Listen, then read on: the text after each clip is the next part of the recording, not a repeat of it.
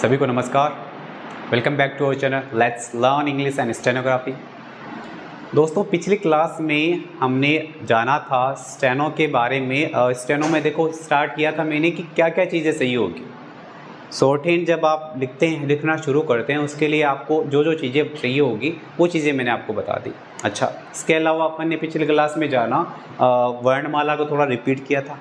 देखो, आज मैं आपको बता देता हूँ कि जो कई स्टूडेंट के माइंड में क्वेरी चल रही है कि सर स्टेनो डायरी से हम कुछ समझे नहीं। देखो, तो मैं आपको दिखा देता हूँ, बता देता हूँ कि स्टेनो डायरी कैसे होती है। तो जो शॉर्ट हैंड डायरी जो है वो समथिंग लाइक दिस, इस टाइप की होती है। जैसे ये जो है मेरे हाथ में है, ये एक शॉर्ट हैंड डायरी है और देखो इसके पेजेस में आपको दिखा देता हूँ। इस टाइप से, लाइक दिस, इस टाइप से होते हैं। तो इस साइज़ की डायरी होती है। तो हो सकता है ये मार्केट में अवेलेबल होगी, मिल जाएगी आपको। अलग अलग ब्रांड्स के मिलते हैं, अलग अलग, ठीक है। अच्छा, मैं अप्रॉक्सीमेटली 40, 50, 45 रुपये तक की मिल जाती है एक डायरी। जनरली इतना ही प्राइस है इसका। अच्छा, तो देखो ये जो लाइन है आपको लिखना कैसे, एक चीज़ ये मैं आपको क्लियर कर देता हूँ कि लिखना कैसे। जैसे मान लीजिए कि आपका पहला पेज ये है, पहला पेज ये है और आपने यहाँ से लिखना शुरू किया है। यहाँ से लिखना शुरू कीजिए ऐसे, ठीक है। यहाँ से लिखना शुरू कीजिए। अब जैसे ही ये पेज कंप्लीट हो जाता है उसके बाद में क्या करेंगे आप ये नहीं कि आप यहाँ से लिखना शुरू कर दें, जी नहीं, यहाँ से लिखना शुरू नहीं करना है, आपको लिखना है यहाँ से। क्लियर? अच्छा, फिर यहाँ से। अब देखो कुछ स्टूडेंट कन्फ्यूजन होगा, सर ऐसे लिखेंगे तो फिर तो ऊपर वाला पेज खाली रह रहा है। खाली नहीं रहेगा बेटा। देखो सुनो मेरी बात, आप जैसे यहाँ से लिखना शुरू, पहला पेज ये हुआ, यहाँ से लिखना शुरू किया, अगला पेज यहाँ से लिखना। तो जब ये डायरी एक साइड से कंप्लीट हो जाए, पूरी फिलअप हो जाए, जैसे मान लीजिए यहाँ पे तो मैंने कुछ लिखा हुआ है, तो मान लीजिए सपोज दैट आपका जो लास्ट पेज है, वेट अ सेकेंड, जो लास्ट पेज है, मान लीजिए कि ये लास्ट पेज है, तो लास्ट पेज ये फिलअप कर दिया आपने पूरा। उसके बाद में आपको करना क्या है, डायरी जो है उसको ऐसे अपोजिट कर लेना, उल्टा कर लेना है, रिवर्स कर। तो उल्टा कर लेंगे तो यहाँ पे जो फर्स्ट पेज आपके ओपन होगा, तो जो साइड खाली रह गई थी वो वाली साइड जो है यहाँ पे ओपन होने वाली है। जैसे मान लीजिए उल्टा कर लिया और पहला पेज ही निकला, तो यहाँ से आप इसे यूज़ करो, तो उस साइड से फिलअप हो जाती है, तो अपोजिट साइड से आपको यूज़ करना है। समझ में आ रहा है? तो इस टाइप से। अब जैसे उस साइड से किया था तो ये वाला पेज फिलअप हो रखा था, तो यहाँ लिखा, उसके बाद में यहाँ लिखना, इस टाइप से करना है काम। समझ में आ रहा है? तो इस अकॉर्डिंग चलना है। कई स्टूडेंट के कन्फ्यूजन यार सर दोनों में से कौन सा पेज यूज़ करें, तो कंटिन्यू चलना है। इस पेज पे काम किया, फिर नेक्स्ट पेज जैसे ही टर्न किया, यहाँ नहीं लिखना है, यहाँ लिखना है, इस अकॉर्डिंग चलना है। क्लियर? अच्छा, चलिए। आप सोच रहे हो कि सर आपने आज यहाँ पे ये क्या बना रखा है। देखो, मैंने 3 शेप बनाए हैं, सारे के सारी कहानी इन्हीं शेप्स की है। जितने भी आपके शॉर्ट हैंड में जो आउटलाइन बनती हैं वो इन्हीं का खेल है। पूरी की पूरी जो स्टेनोग्राफी है इन 3 शेप पे टिकी हुई है। अगर आपने इन 3 शेप्स को समझ लिया, समझ लो कि आपके सारी चीज़ें just like a piece of cake, बाएं हाथ का खेल हो जाएगा अगर आपने इन तीनों शेप को जान लिया। एक बार के लिए इनको थोड़ा सा मैं एलोबोरेट कर देता हूँ। देखो शेप मैंने बनाए कैसे हैं, आपको एक बार के लिए अटेंटिवली सिर्फ देखना है, लिखना कुछ भी नहीं है। इनको समझो आप, पहले इन शेप को आप समझो कैसे। देखो, पहला मैंने बनाया था ऐसे,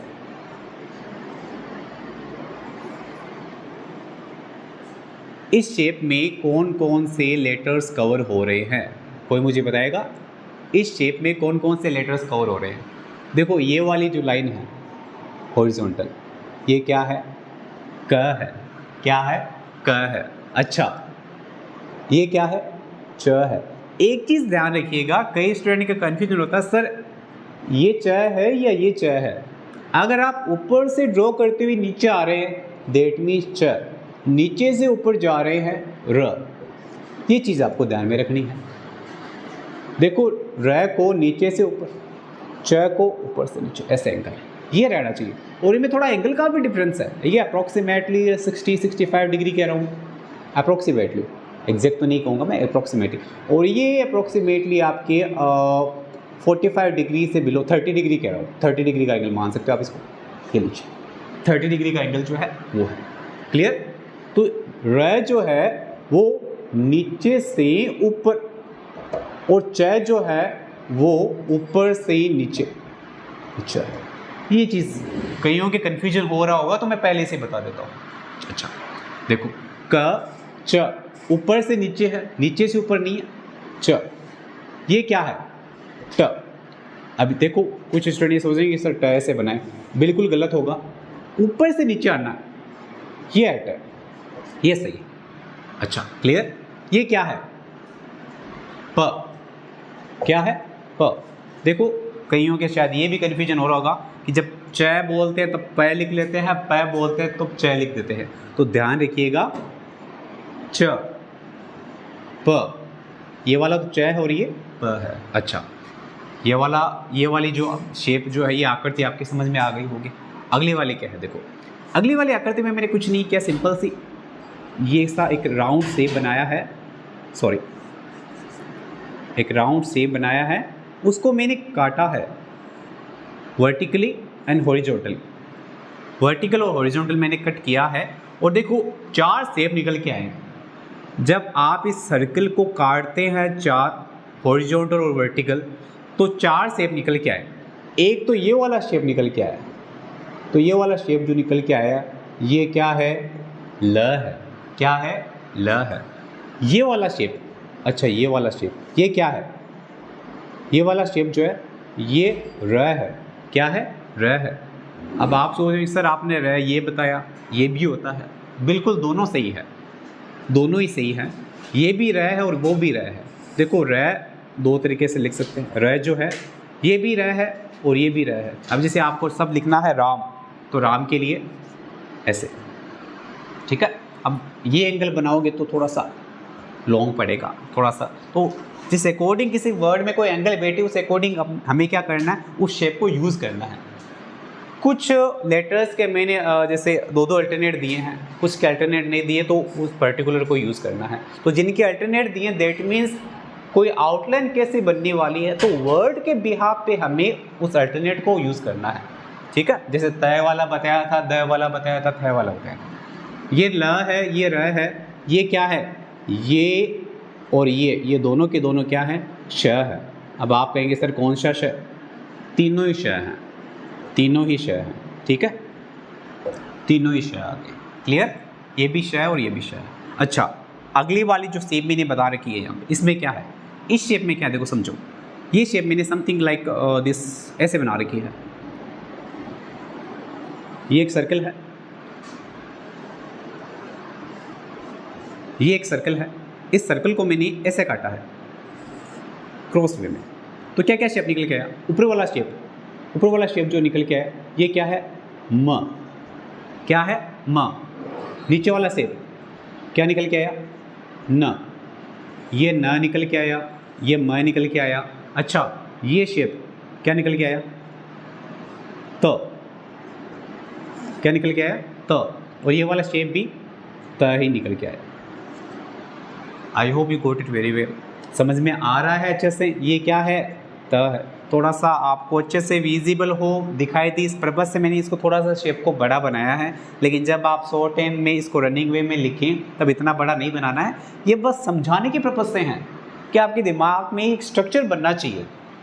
ये स्ट्रक्चर जो है मैंने इसी पर्पज़ से बनाए हैं कि आपको इन स्ट्रक्चर के थ्रू कोई शेप समझ में आ जाए कि कौन सा शेप जो है, कौन सी आउटलाइन किस लेटर को इंडिकेट कर रही है, किस लेटर को इंडिकेट कर रही है, वो आपके समझ में आ जाएगा। अच्छा त है, त है। अच्छा ये क्या है, मैं है और ये न है। मैं और न एक दूसरे के अपोजिट होते हैं। देखो ये कंफ्यूज मत हो जाना, मैं ये रहा, पिछली क्लास में भी मैंने बताया था ये मैं है और न जो है वो ये न है। क्लियर। अच्छा अब देखो यहाँ पे मैं कुछ आउटलाइन बनाने वाला हूँ, कुछ आउटलाइन में बनाने वाला हूँ। वो आउटलाइन जो है वो आपको आइडेंटिफाई करने हैं। कुछ आउटलाइन में बनाने वाला हूँ, पिछली क्लास में अपन ने जो वर्णमाला सीखी थी उन्हीं में से आउटलाइन बनाने वाला हूँ। वो आपको आइडेंटिफाई करने की कौन सी आउटलाइन किस लेटर को रिप्रेजेंट कर रही है। क्लियर। अच्छा तो एक बार के लिए मेरे साथ साथ में आप नोट डाउन करते जाइएगा और आइडेंटिफाई करते जाइएगा। अगर आ रहा है पहले से ही तो साथ साथ में आप लिख सकते हैं, उसके वर्ड के उसके जस्ट पास में ही लिख सकते हैं, ठीक है। अच्छा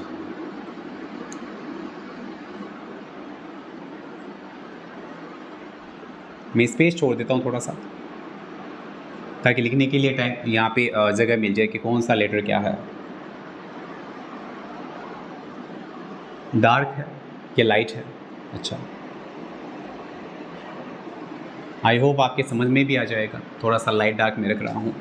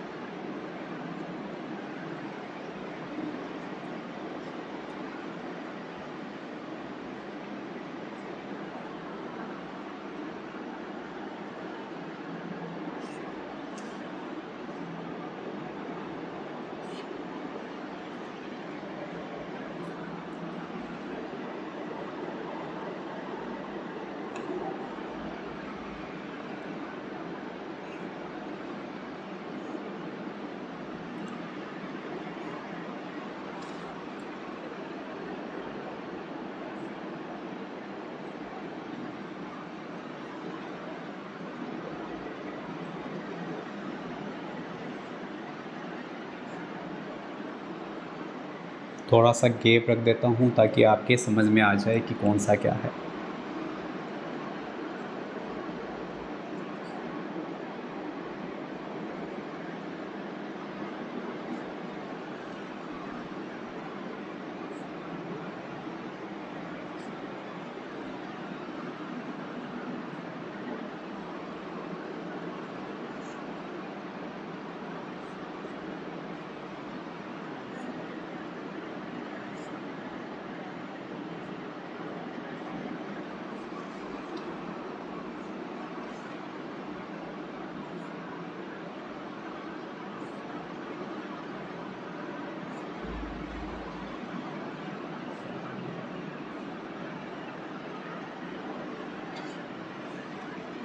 यहाँ पर मैंने कुछ आउटलाइंस बनाई हैं, आपको आइडेंटिफाई करना है। क्या करना है? आइडेंटिफाई करना है। जैसे हम इंग्लिश के टॉपिक में आइडेंटिफिकेशन में सीखते थे, नाउन का आइडेंटिफिकेशन। तो यहाँ पे आपको जो शेप है, आउटलाइन, इन आउटलाइन की आइडेंटिफिकेशन करनी है कि कौन सी आउटलाइन किसको रिप्रेजेंट कर रही है। क्लियर? अच्छा, जो मैंने प्रीवियसली आपको बताए हैं उन्हीं में से पूछ रहा हूँ मैं, कुछ नया नहीं है। अभी मैं देखो, मैं वंस अगेन आई रिपीट, मैंने कोई शब्द नहीं बनाया है, मैंने सिर्फ लेटर्स लिखे हैं। यहाँ पे लेटर्स बनाए हैं सिर्फ। शब्द अगली क्लास में हम सीखने वाले हैं, लेकिन पहले क्या सीखेंगे? लेटर्स। लेटर्स से ही क्या बनेंगे? वर्ड बनेंगे। तो वर्ड अगली क्लास में, पहले लेटर्स तो जान लें। पहला क्या है ये मुझे बताइएगा। सबसे पहले क्या है? हाँ जी बताइए, पहले क्या है ये? च है क्या? जी नहीं, च नहीं है। क्या है? र है। ये क्या है? र है, बता रखा है मैंने। अच्छा, फिर क्या है? लाइट है। बेटा डार्क नहीं है, लाइट है। मैं बता दूंगा, कहीं हो सकता है कि मार्कर की वजह से जहाँ पे कन्फ्यूजन हो रहा है वहाँ पे मैं आपको हिंट दे दूंगा कि ये लाइट डार्क है। पेंसिल अगर डायरी वगैरह में यूज़ करते हैं तो इतना इशू नहीं आता है, लेकिन थोड़ा सा मार्कर की वजह से हो सकता है। ये क्या है? लाइट है। अब आप मुझे बताओ क्या है ये? वेरी गुड, क्या है? ट है। अच्छा, ये क्या है?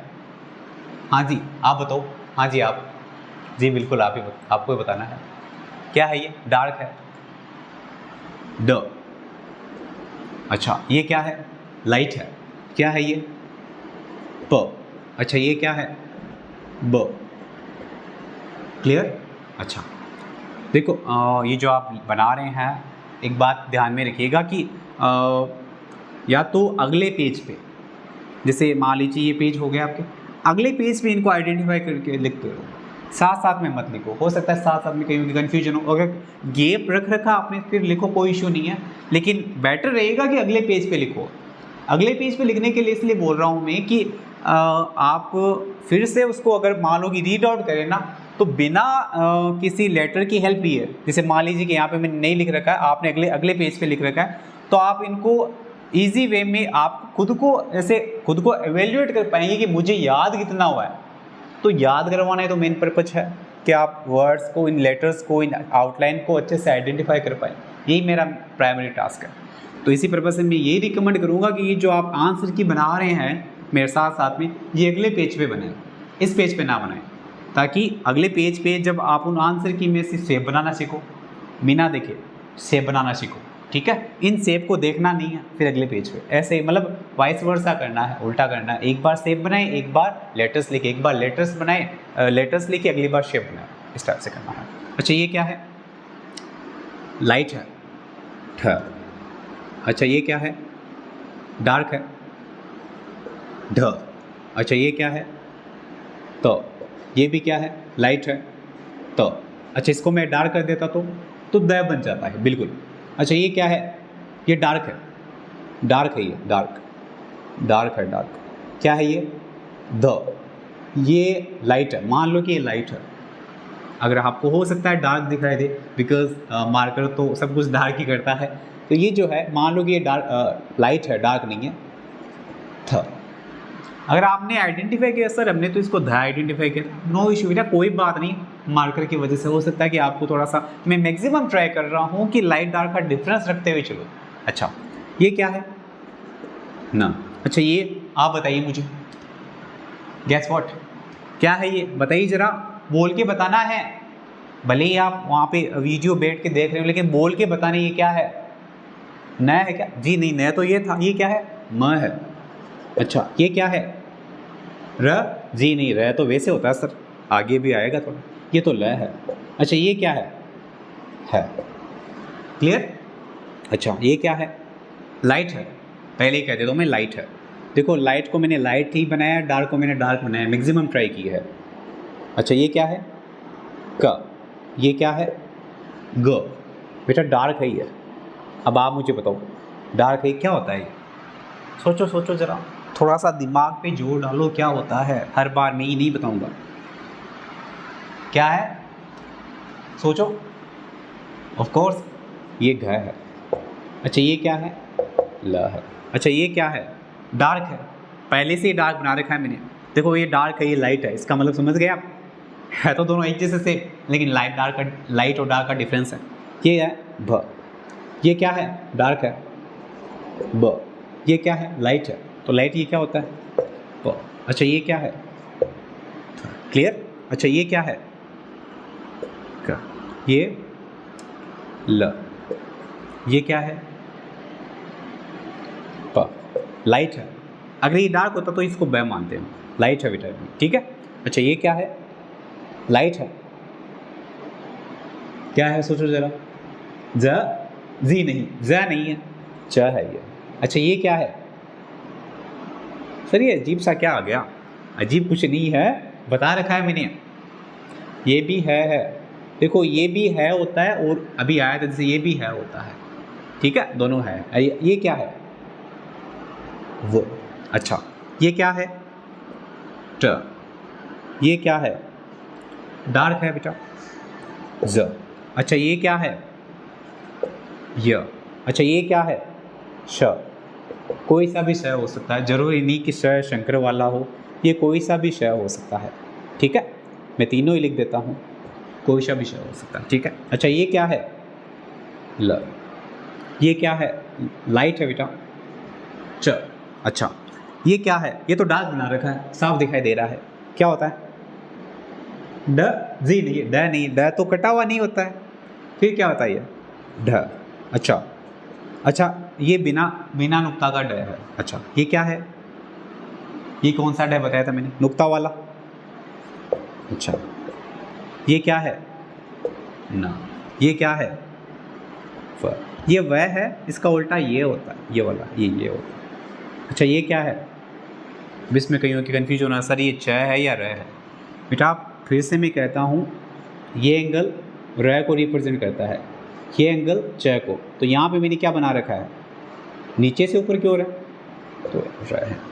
ये क्या है? सर ये भी र है। ये क्या है? है। ये क्या है?